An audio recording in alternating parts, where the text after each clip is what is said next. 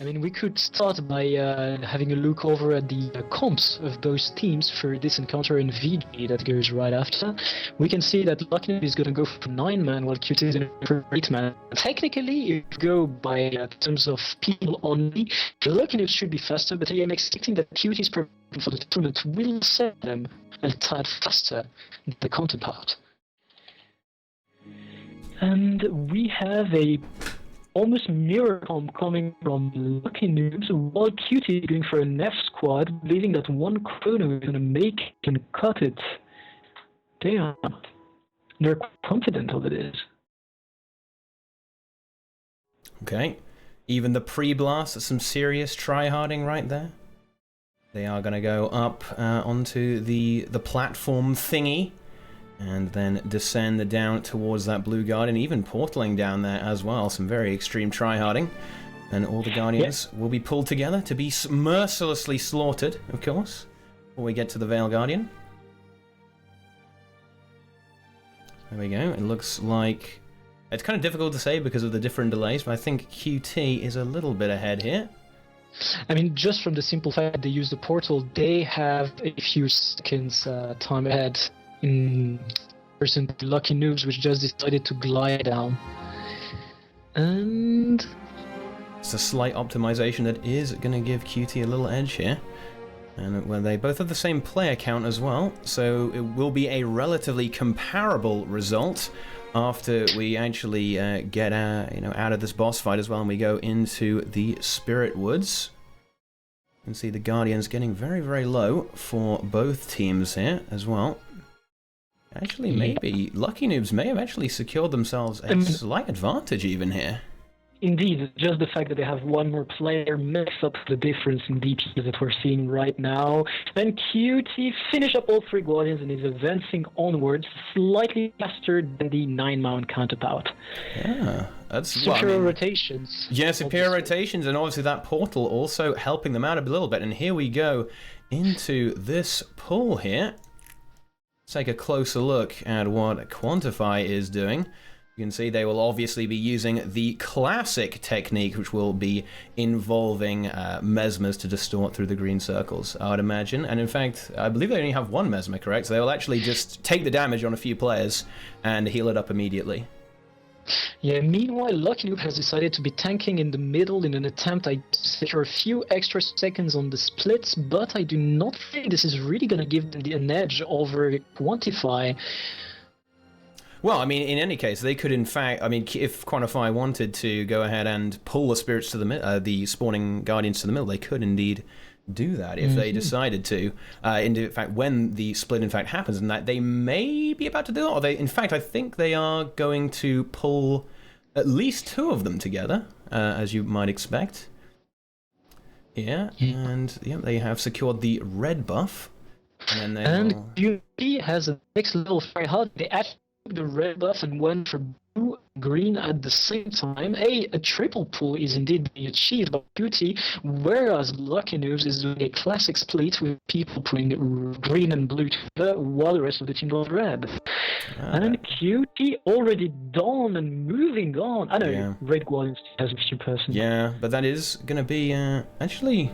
Looks like Lucky Noobs have actually taken a bit of a lead there. That extra player giving them some serious value there, as it turns out. And I guess maybe their tryharding worked out very well for them. And I think there is a very marginal lead for Lucky Noobs right now, in fact.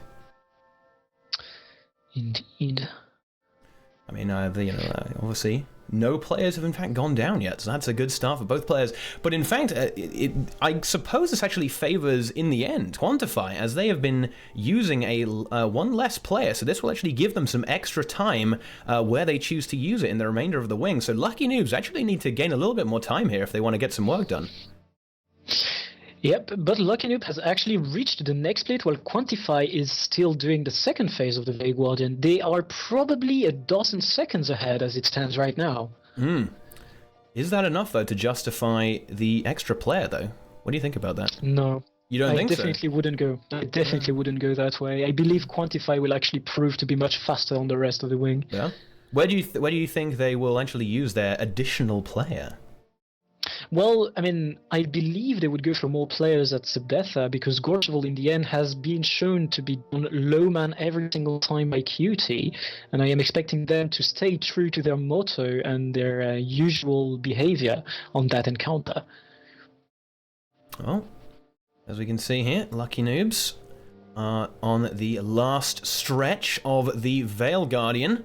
It's approaching a very low health percentage, 25%, whereas QT have just returned him to his normal state. And then we'll begin the race to demolish his health bar as well. But it should be a decent chunk of lead here for Lucky Noobs. From a dozen seconds at the previous split, we are now seeing Lucky Noobs being easily 30 seconds to a minute ahead of QT. But I do not believe that will prove to be enough of a lead, especially for the fact that the next encounter is a time gate. And there we go. Lucky Noobs have downed the Vale Guardian with QT. Still a little bit working away that health bar. Okay, it's getting rid of that pretty quickly, as we can see. And, yep, Lucky Noobs begin the infamous Spirit Woods events as they move on into those. It's time to stand in some circles and run away from some terrifying ghosts. Yeah, I am actually expecting Lucky Noobs to have a bit of an edge there if they keep on, but actually they seem to be swapping their second Mesmer out. I was expecting them to keep the double chrono because it would actually be an occasion to have some very neat portal play the next part of the Spirit Wood event. Seem to have another idea for it. Interesting.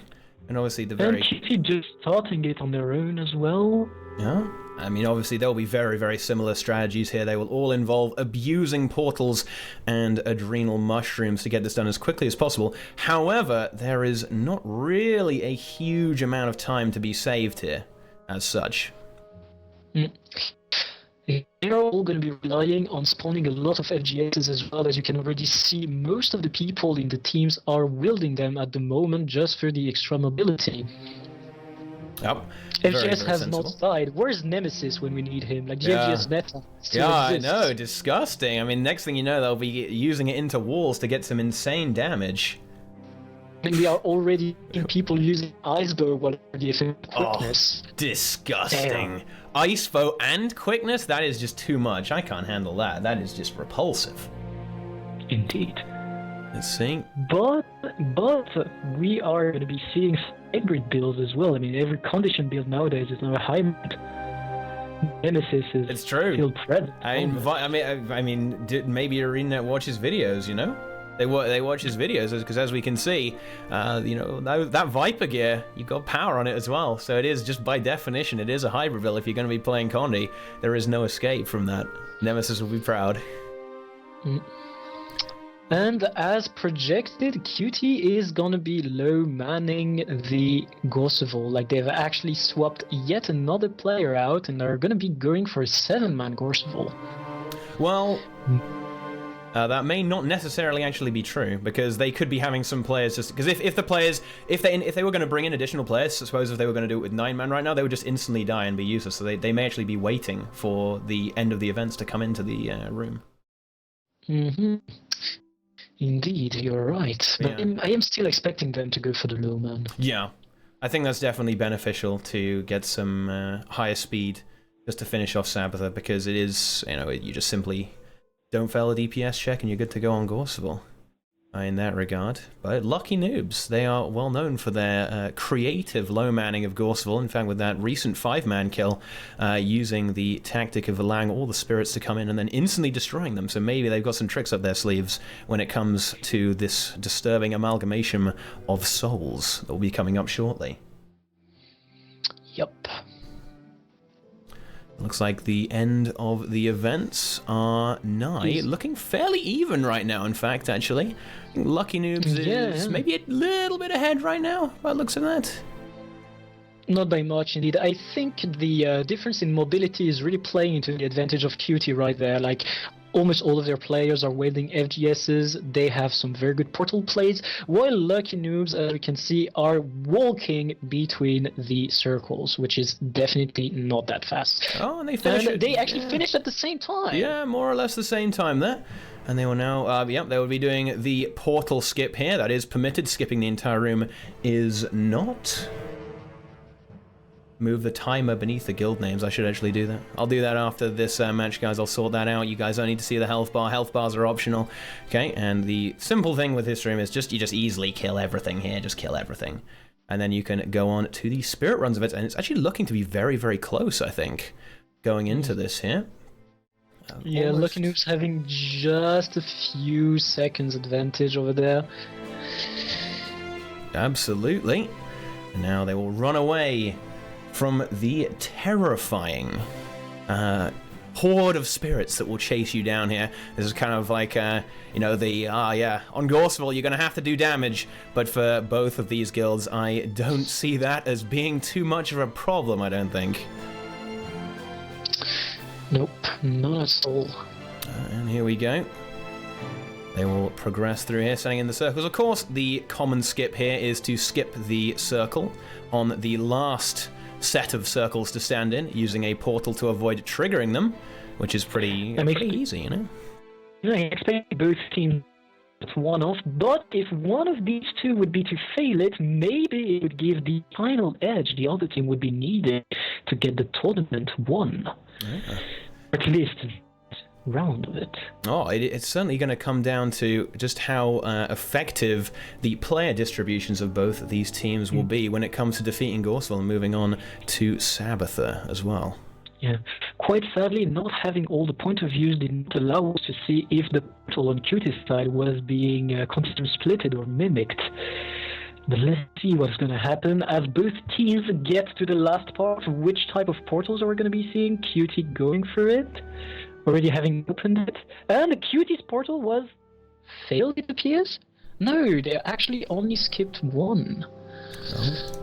There is going to be a player swap there. Let me just fix this. I think we can actually watch the other perspective as well. If I just fix this. There we go. We can now load in that perspective. Sorry, guys, I forgot that he was going to swap there. He did actually tell me, in fairness, but there we go. We can avoid seeing that amazing relog as they move on to the infamous jumping puzzle. This could, in fact, be the toughest part of the raid win. Cutie try-harding with /GG right as they finish the event in order to point immediately in front of the next part, thus saving a few seconds of running. You can see that they really prepared for that one with all the tactical wipes. Oh, yeah, they were all about the min-maxing, but then again, more wipes, and there you go. I can see that the teams have finished, and will be moving on to the boss. In fact, obviously, they will simply group up and then get ready to go and go in.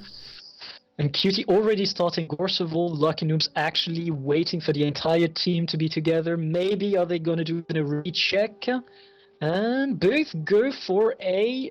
No, actually... Yeah, both are going for a 7-man. Yep, and therefore we will be seeing an additional player on Sabbather for QT. So in that case, if all QT have to do is actually stay even here, and they will be victorious on Gorseville, on the actual result of this raid wing. In theory, if they play the same skill level. Yeah, Teapot, if anything, I would not give way because we can expect some stupid death at Sabbather. Oh, so the flames are up. See, the flames. Yeah. Teapot, I wouldn't go that way. You never know what can happen. I mean, obviously here we have both teams going for the no updraft strategy. Not exactly a surprise for teams of this caliber here. And they will be phasing momentarily into the first spirit phase. This could be a place for either of these teams to actually get some work done and save a little bit of time, because dealing with this spirit phase is a really big deal when it comes to saving time. And both teams have done their DPS check quite well. Actually, the DPS being a least higher on Lucky Noob's side, interestingly enough. Oh, well... I guess they have had a lot of practice on this boss when they were going for their amazing record. And indeed, they used the exact same tactic as the record has shown us before, pulling all the spirits to the middle and then nuking them down. It does seem to be working very effectively for both teams. I think QT are roughly even here. I think, they are actually about a little second behind there, accounting for the delay on these streams. Quite so.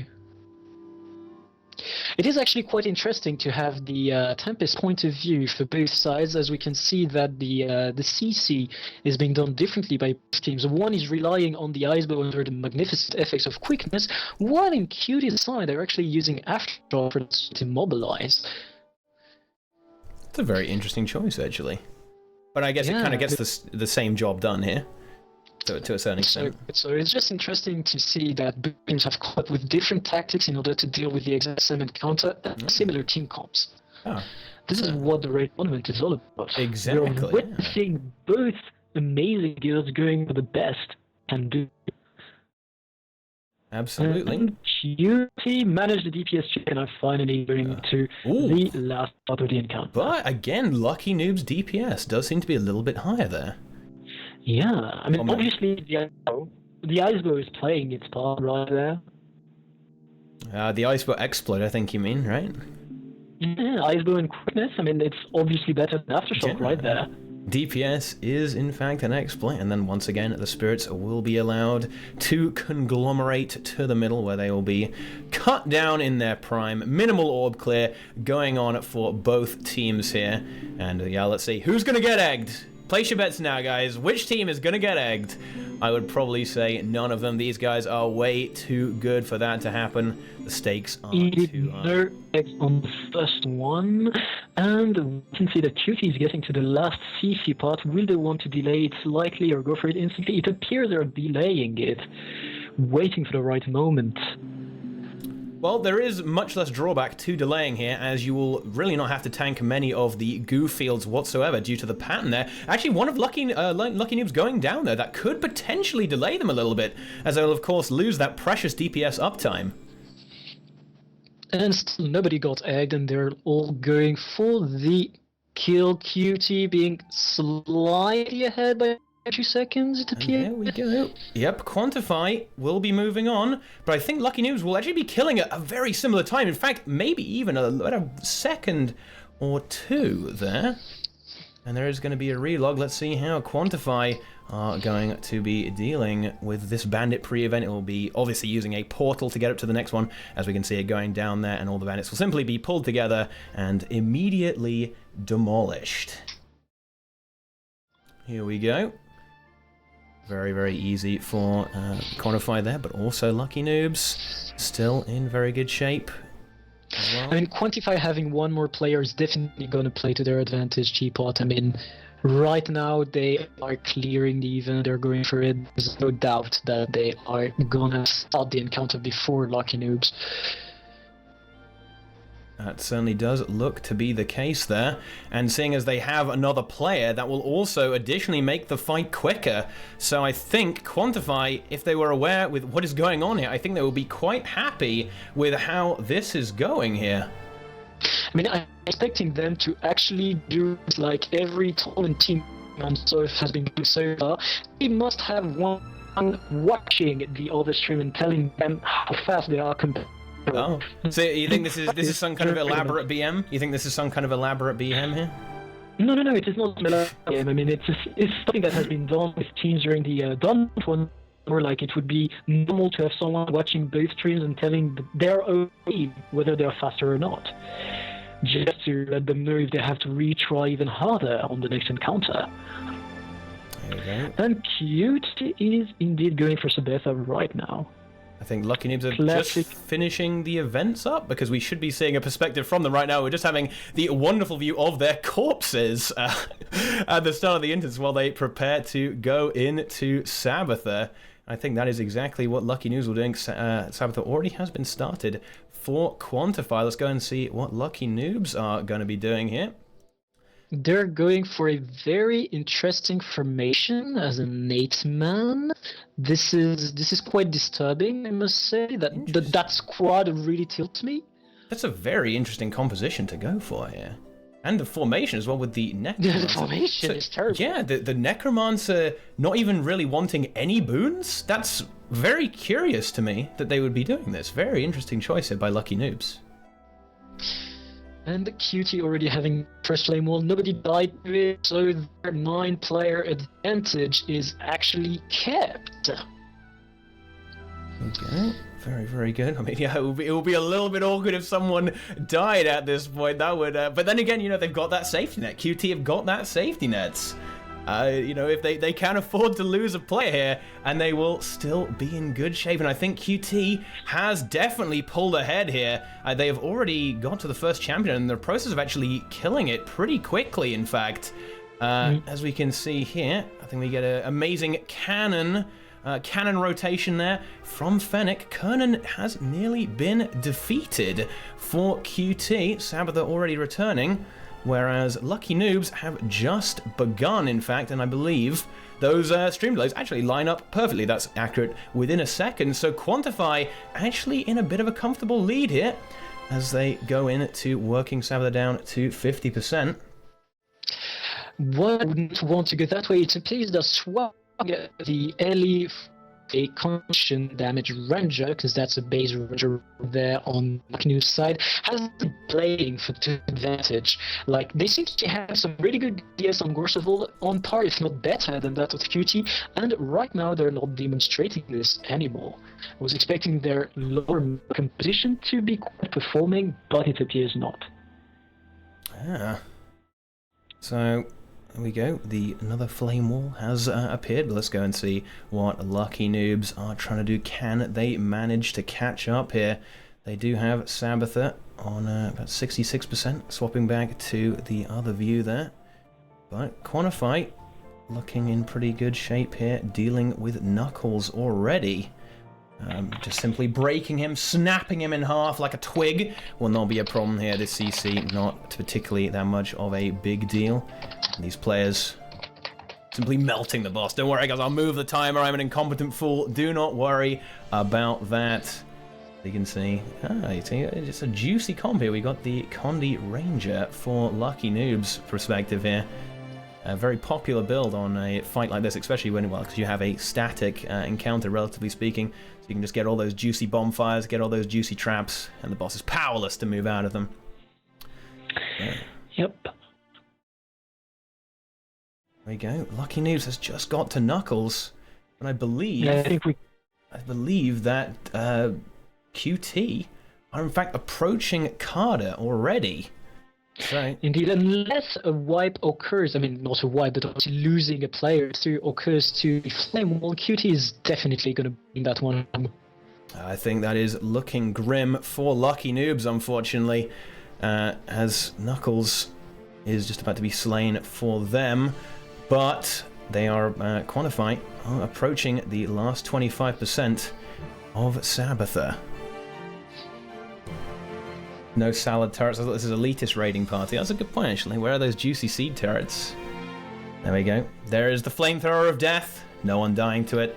A very good start there for QT, but I think we can really see that 9th player, that extra player QT managed to save, really working out for them here.